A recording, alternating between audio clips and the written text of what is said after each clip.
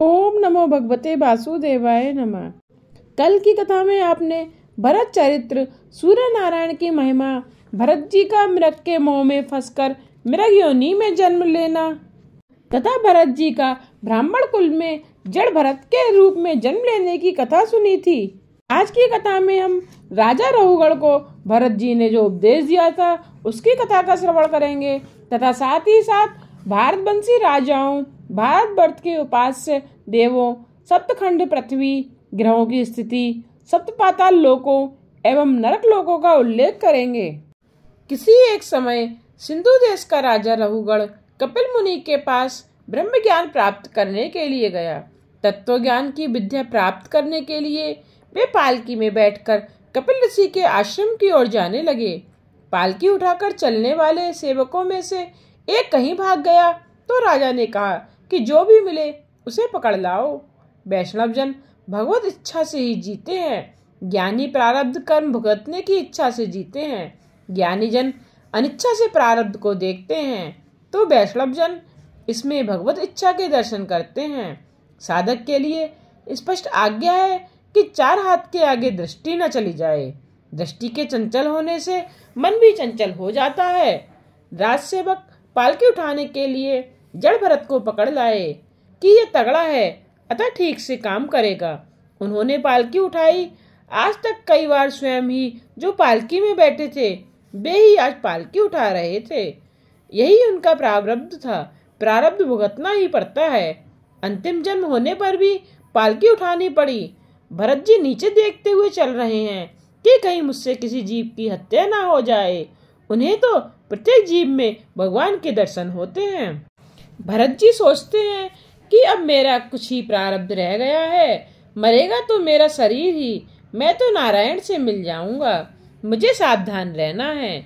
असावधान रहने से काम, क्रोध, लोभ आदि सिर पर सवार हो जाते हैं। निर्भय बनो। निर्भयता तभी आती है कि जब जीव हमेशा परमात्मा के सानिध्य का सतत अनुभव करता है।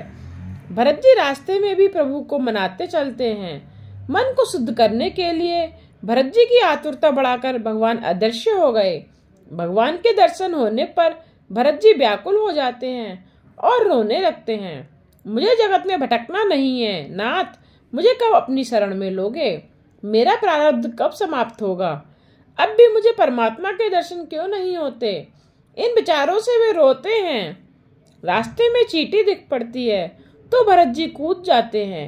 ऐसा करने से पालकी के ऊपरी हिस्से में राजा का सिर टकरा जाता है। राजा ने सेवकों से कहा कि अच्छी तरह से चलो, मुझे असुविधा हो रही है। उन तीन सेवकों ने कहा कि हम तो ठीक तरह से चलते हैं, किंतु यह नया सेवक ठीक ढंग से नहीं चलता है। कभी रुकता है, कभी दौड़ता है, कभी कूदता है, कभी हंसता है, कभी रोता है। यह पागल सा ही है, यही सताता है। राजा ने जड़ भरत से व्यंग में कहा, तू तो बिल्कुल दुबला पतला है, तेरे अंग भी कितने दुबले पतले हैं, अब तो ठीक तरह से कैसे चल सकता है? रहुगढ़ ने सोचा कि अब मैं भरत जी पर दृष्टि रखूंगा। भरत जी सोचते हैं कि रास्ते में कोई जीव कुचल जाएगा तो पाप होगा। भरत जी चींटी में भी कन्हैया को देखते हैं। कृष्ण किसी एक ही घेरे में नहीं रहते, सभी में कृष्ण का दर्शन करें वही वैष्णव है। जड़ भरत ने राजा के कहने पर ध्यान न दिया। चींटी को देखकर भरत जी ने छलांग लगाई तो राजा का सिर पालकी के ऊपरी दंड से टकरा गया। राजा यह सहन न कर सके। वे क्रोधित होकर जड़ भरत का अपमान करने लगे। अरे तू जीते जी मरा हुआ है, तुझे भान ही नहीं है, अच्छी तरह से चल। भस्म में छिपी हुई अग्नि जिस प्रकार दिखाई नहीं देती, उसी प्रकार ब्रह्मा के चिंतन में लीन ज्ञानी पहचाने नहीं जा सकते। एक बार फिर राजा का सिर टकरा गया तो वह क्रोधित हो गया। उसने कहा, मैं रहुगढ़ राजा हूँ, तुझे दंड दूंगा। राजा से ना तो एक भी पैसा लिया है और ना ही उसका कुछ खाया है, फिर भी वह मारने को तैयार हो गया। उन्हें मारने का राजा का क्या अधिकार है? राजा अभिमानी था, वह मंदांध हो गया था। कुछ भी बोलने की भरत जी की इच्छा ना थी। उन्होंने सोचा कि शरीर पुष्ट है, दुबलापन भी शरीर का धर्म है, आत्मा तो कुछ भी नहीं होना है। यह राजा मेरे शरीर से बातें करता है, अतः उसके साथ बोलना आवश्यक नहीं है, मैं मौन ही रहूंगा। भरत जी फिर सोचने लगे कि मेरा अपमान कुछ भी महत्व नहीं रखता, किंतु मैंने जिसे उठाया है वह रहुगढ़ राजा यदि नरकवासी होगा तो पृथ्वी पर से सत्संग की महिमा नष्ट हो जाएगी। लोग कहेंगे कि महाज्ञानी जड़त भरत जी ने जिनको अपने कंधे पर उठाया वह भी नरकवासी ही हुआ। जगत में सत्संग की बड़ी महिमा है, चाहे जो भी हो, किंतु राजा को जब मैंने अपने कंधे पर रखा ही है तो उसका उद्धार भी करूंगा। उन्होंने राजा को उपदेश देने का निश्चय किया। सत्संग की महिमा को निभाने के लिए आज जड़त भरत ने बोलना चाहा। आज तक वे मौन ही रहे थे। राजा के लिए उन्हें दया आई। राजा का कल्याण हो। कपिल मुनि के आश्रम में तत्व ज्ञान का उपदेश प्राप्त करने के लिए जा रहा है। उपदेश देने के लिए दीन होकर जाना चाहिए, जबकि यह राजा तो अपना अहम भाव साथ लेकर जा रहा है। वह अभिमान लेकर जाएगा तो ऋषि उसे विद्या नहीं देंगे।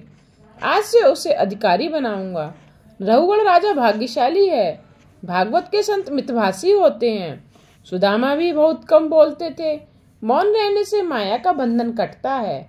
मुझ जैसे संत का अपमान तो मैं सह लूंगा, किंतु परमात्मा सहन नहीं करेंगे, वे इसे दंड देंगे। यह सोचकर भरत जी को बोलने की इच्छा हुई। राजा का कल्याण करने की उनकी इच्छा हुई।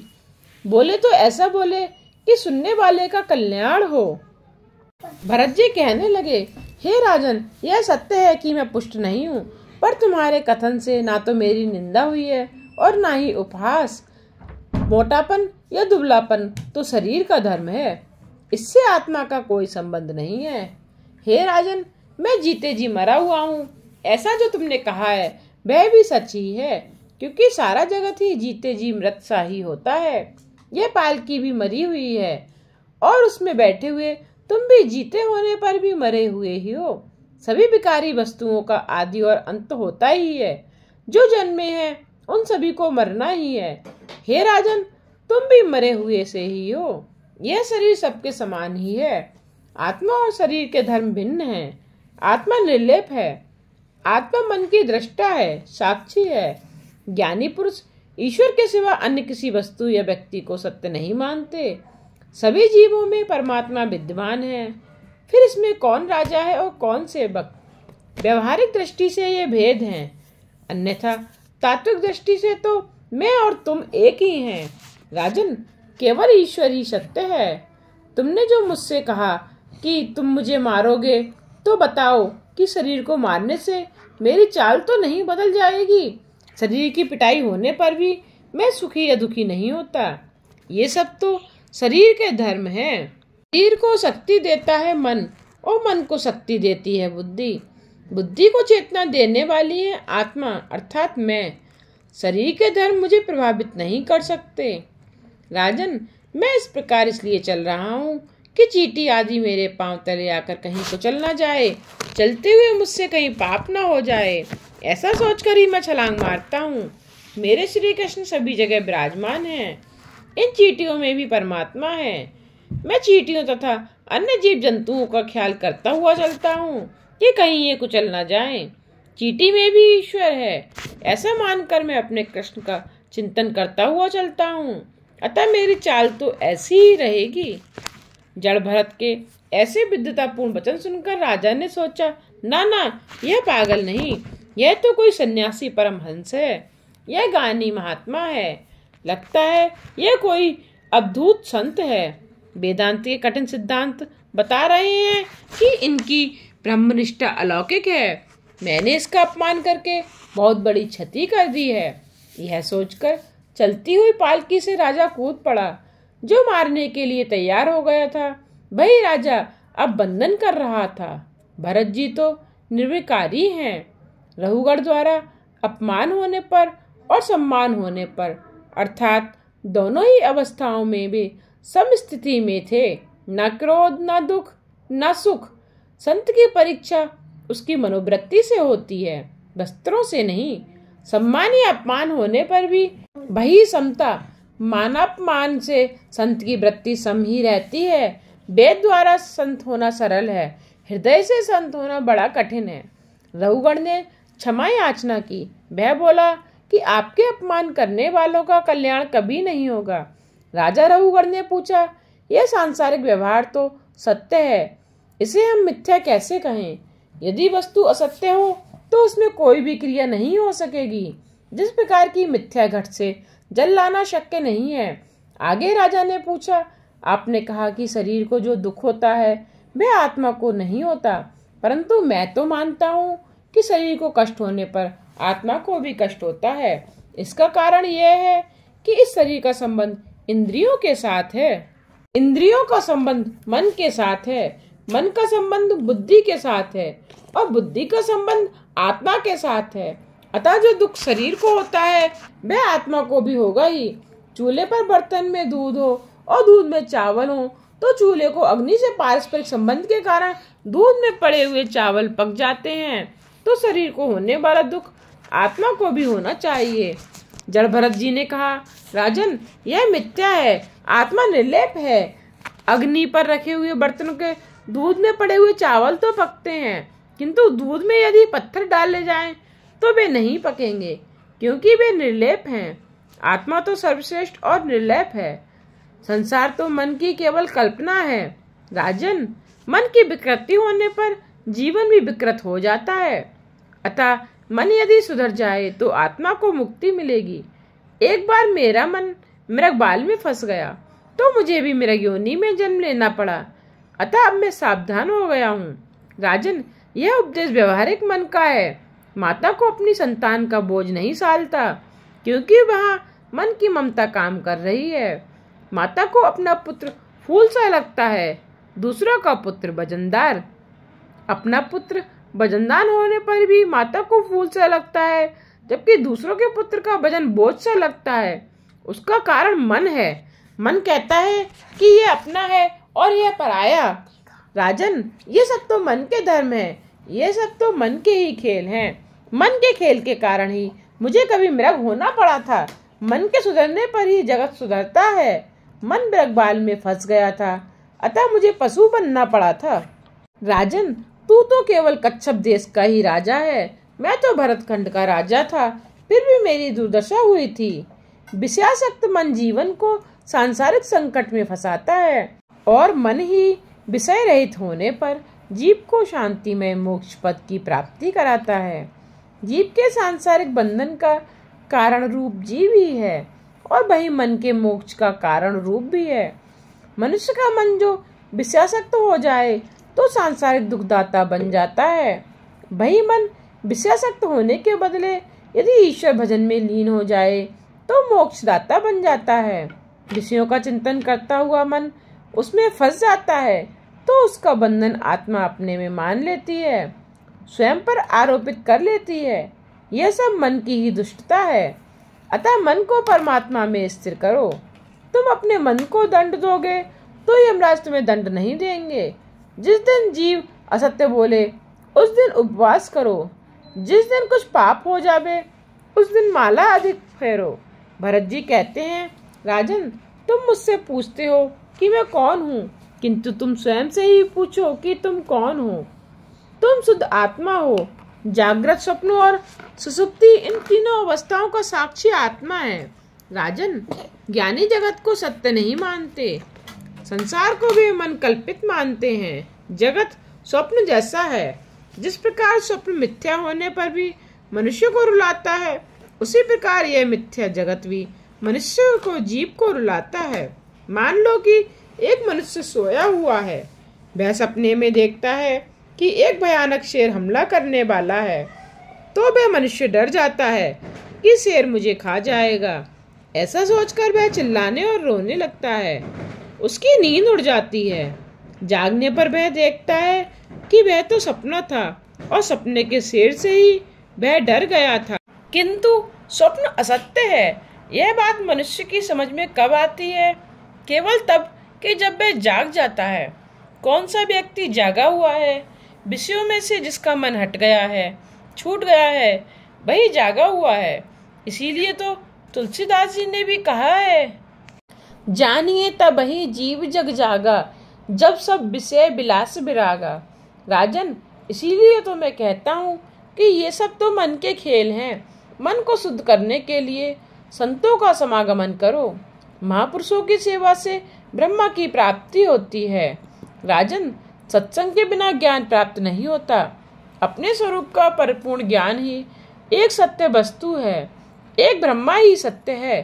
ब्रह्मा सत्य स्वरूप भेद से रहित परिपूर्ण आत्म स्वरूप है। पंडित उसका भगवान वासुदेव, कृष्ण आदि नामों से वर्णन करते हैं, अन्यथा जगत तो मिथ्या है। भरत जी ने प्रथम राशि को दिव्य तत्वज्ञान का उपदेश दिया। आत्मा का विवेक रूपी धन एक एक इंद्रिय लूट लेती है। कोई संत मिलने पर संसार रूपी वन में से बाहर निकालते हैं। संसार में अकेले कभी मत घूमो। किसी संत का, सदगुरु का आसरा लोगे तो संसार वन से बाहर निकल सकोगे। माया के कारण जीव सुख की आशा में इस संसार रूपी वन में भटकता है, किंतु उसे सच्चा सुख नहीं मिल पाता। जिस जीव का नेता असावधान और अपात्र है, उसे 6 लुटेरे मतलब 6 इंद्रियां लूट लेती हैं। उसका धन रूपी धन लुट जाता है। बड़ी सी टोली में से भी प्रमादी भेड़ को जिस प्रकार भेड़िया खींच ले जाता है, उसी प्रकार जीव संघ के प्रमादी मनुष्य को श्रृंगाल आदि खींच ले जाते हैं, अर्थात स्त्री संतान खींच ले जाते हैं। यह वन बेलों और जालों से व्याप्त है, मतलब संसार और गृहस्थाश्रम से व्याप्त है। मच्छरों से यह जन समुदाय पीड़ा पाता रहता है। उस वन में जीव समुदाय गंधर्व नगर को देखता है, अर्थात मिथ्या शरीर आदि को सत्य मानता है, तथा पिशाच को सुवर्ण को देखता है। कई बार तो धूल वाली आंखों के कारण और बवंडर से उड़ती हुई धूल के कारण दिशाओं को वह जान नहीं पाता। वह जन समुदाय भूख से व्याकुल होने पर अपवित्र वृक्षों का आसरा लेता है। उसे तब तृषा सताती है तो वह मृग जल की ओर दौड़ पड़ता है। कई बार निर्जला नदी की ओर दौड़ता है। कई जल पीता है तो वन के यक्ष उसका प्राण हर लेते हैं। चलते चलते उसके पांव कांटों कंकड़ों से बींध जाते हैं, अर्थात कई प्रकार के संकटों से गुजरना पड़ता है। इस संग के मनुष्यों को कभी कभी सर्प अर्थात निद्रा काटता है, अतः वह सब सा हो जाता है। कभी उसे हिंसक पशु काटते हैं, कभी विवेक भ्रष्ट बनकर वह अंधेरे में कुएं में गिरकर दुखी होता है। इसके अलावा यह जनसंघ इस जंगल में लता की शाखाओं का आसरा लेकर वहीं अस्पष्ट किंतु मधुर मधुर शब्द करते पंछियों की इच्छा करते हैं। सिंहों की टोलियों से वह त्रास पाता है। वृक्षों के तले वह खेलना चाहता है, अर्थात घर बार में खेलना चाहता है। कभी कभी पर्वत की गुफाओं में जाकर और वहां बसे हुए हाथी से वह भयभीत होता है। जीवात्मा कभी सुखी होता है तो कभी दुखी होता है। जीव जब भगवान के चरणों का आश्रय ग्रहण करता है तभी कृतार्थ होता है। संक्षिप्त शब्दों में कहें तो यह संसार मार्ग दारुण, दुर्गम और भयंकर है। मन को विषयासक्त किए बिना श्री हरि की सेवा में तीक्ष्ण बनी हुई ज्ञान कृपण को लेकर इस संसार बन के उस ओर पहुंच जाओ। भरत जी ने प्रथम शिक्षा दी और फिर दीक्षा। भागवताश्रयी का आश्रय लेने वाला कृतार्थ हो जाता है। भरत जी ने प्रभु का ध्यान करते हुए शरीर त्याग किया। इसके आगे भरतवंशी राजाओं का वर्णन है, जो कि इसके बाद आता है कि भारतवर्ष के उपास्य देवों और उपासक भक्तों का वर्णन। मैं ओमकार स्वरूप भगवान नरसिंह देव को नमस्कार करता हूँ। हे देव, आप अग्नि आदि तेजों के भी तेज हैं, आपको नमस्कार है। हे ब्रजनक बिरस्सी डाढ़ वाले, आप हमारे समक्ष प्रकट हों। हमारी काम वासनाओं को जला दीजिए, हमारे अज्ञान रूप अंधकार को नष्ट करें। हमारे अंतःकरण में अभयदान देते हुए प्रकाशित होइए। यह है नरसिंह भगवान का मंत्र। इस मंत्र का जप करते करते श्रीधर स्वामी को वैराग्य हुआ था। भागवत में मानव शरीर की कई स्थानों पर निंदा की गई है। मानव शरीर की स्तुति केवल 5वें स्कंद में है और वह भी देवों के द्वारा की गई है। मानव शरीर मुकुंद की सेवा करने के लिए है। यदि मानव शुभ संकल्प करे तो वह नर से नारायण हो सकता है। मनुष्य जन्म सभी पुरुषार्थों का साधन है। ऐसा कहकर इस भारतवर्ष में जन्मे हुए मनुष्यों की महिमा देवगण इस प्रकार गाते हैं। अहो, इस भारतवर्ष के मनुष्यों ने कौन कौन से पुण्य किए होंगे। अथवा क्या श्रीहरि उस पर स्वयं प्रसन्न हुए होंगे कि इन्होंने भगवान की सेवा के योग्य मनुष्य जन्म इस भारतवर्ष में पाया है। यह मनुष्य जन्म श्रीहरि की सेवा करने के लिए उपयोगी होने के कारण ही हम भी इसकी इच्छा करते हैं। इस सौभाग्य के लिए तो हम भी सदा इच्छुक हैं। इसके बाद आता है भौगोलिक वर्णन। इस खंड में पृथ्वी के 7 खंडों का वर्णन किया गया है। सप्तद्वीप और 7 समुद्रों का वर्णन है। भरतखंड के स्वामी हैं देव नारायण। भरतखंड कर्म भूमि है, अन्य खंड भोग भूमि है। भरतखंड में जन्म प्राप्त करने की इच्छा हो तो देवों की भी होती है। शरीर की भागवत में स्तुति भी की गई है और निंदा भी। इस मानव शरीर में भगवत सेवा मुकुंद सेवा हो सकती है। इस स्कंद में ग्रहों की स्थिति का भी वर्णन किया गया है। इसी स्कंद में सप्त पातालों का प्रतिपादन है। इन पातालों के नीचे है शेष नारायण। राजा ने पूछा नरक लोक कहाँ है? सुखदेव जी कहते हैं राजन, यह नरक लोक दक्षिण दिशा में है। नरक अनेक प्रकार के हैं। चोर तामिस्त्र नामक नरक में जाता है और व्याभिचारी अंध तामिस्त्र नामक नरक में। जितने पाप हैं उतने ही नरक हैं। कौन से पाप के कारण कौन से नरक में जाना पड़ता है उसका क्रमबद्ध वर्णन इस स्कंद में किया गया है। इस प्रकार हजारों नरक और यमलोक हैं। श्रीमन नारायण नारायण नारायण, लक्ष्मी नारायण नारायण नारायण, बद्री नारायण नारायण नारायण, श्रीमन नारायण नारायण नारायण। आज की कथा को यहीं विश्राम देते हुए कल की कथा में हम छठे स्कंद में ध्यान प्रकरण, अर्चन प्रकरण और नाम प्रकरण तथा साथ ही साथ श्री कृष्ण गोविंद हरे मुरारी इस महामंत्र का अर्थ जानेंगे और दक्ष के द्वारा आदि नारायण की जो आराधना की गई थी उसकी कथा का भी श्रवण करेंगे। आगे की कथा सुनने के लिए मेरे चैनल को सब्सक्राइब करके बेल आइकन पर प्रेस करके ऑल पर क्लिक करना ना भूलिएगा, जिससे आने वाले वीडियोस के नोटिफिकेशन आप तक पहुंचते रहें।